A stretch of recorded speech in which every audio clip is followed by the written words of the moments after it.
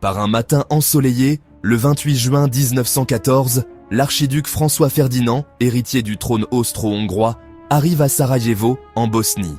Il est là avec son épouse, Sophie, pour une inspection prévue de l'armée. Le couple, inconscient des tensions qui mijotent dans la région, se déplace en voiture découverte, prêt à saluer la foule. L'archiduc, figure austère dans son uniforme militaire, représente la puissance du vaste empire.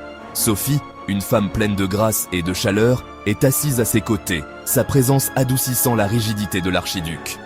Leur visite se veut une démonstration d'unité et de force.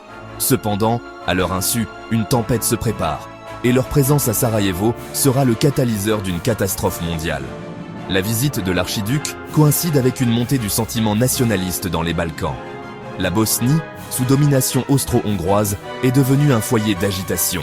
De nombreux Bosniaques, aspirant à l'indépendance, voyaient la visite de l'archiduc comme une provocation. Parmi eux, un jeune Serbe de Bosnie, Gavrilo Princip, membre de la Main Noire, une société secrète vouée à l'unification des Slaves du Sud. Princip, dévoré par un nationalisme fervent, est convaincu que l'assassinat de l'archiduc sera l'étincelle qui déclenchera la révolution et ouvrira la voie à une nation serbe unifiée. Lui, ainsi que ses co-conspirateurs, prévoient de frapper en ce jour fatidique, leurs actions déclenchant une chaîne d'événements qui allait changer à jamais le cours de l'histoire.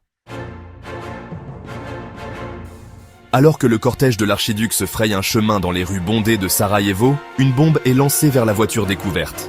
L'engin, lancé par l'un des complices de Princip, rebondit à l'arrière du véhicule et explose dans la rue. L'explosion assourdissante projette des éclats d'obus, blessant des passants et semant le chaos. L'archiduc, secoué mais indemne, réagit avec un calme surprenant. Il insiste pour poursuivre le programme prévu, refusant de laisser l'attentat contre sa vie perturber sa visite. Cependant, le destin, semble-t-il, en a décidé autrement.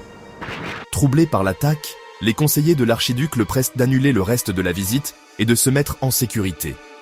L'archiduc, hésitant à laisser la peur dicter ses actions, accepte de rendre visite aux blessés à l'hôpital, mais insiste pour changer d'itinéraire afin d'éviter le centre-ville. Le plan révisé, communiqué à la hâte, sème la confusion parmi les chauffeurs. La voiture de tête, ignorant le changement d'itinéraire, continue sur la route initiale, se dirigeant directement vers le danger. Le chauffeur de l'archiduc, qui suit de près, se rend vite compte de l'erreur, mais est contraint de s'arrêter alors que la voiture de tête fait demi-tour. C'est à ce moment d'hésitation, à ce carrefour fatal, que Gavrilo Princip va saisir sa chance. Le retard causé par le mauvais virage s'avère fatal.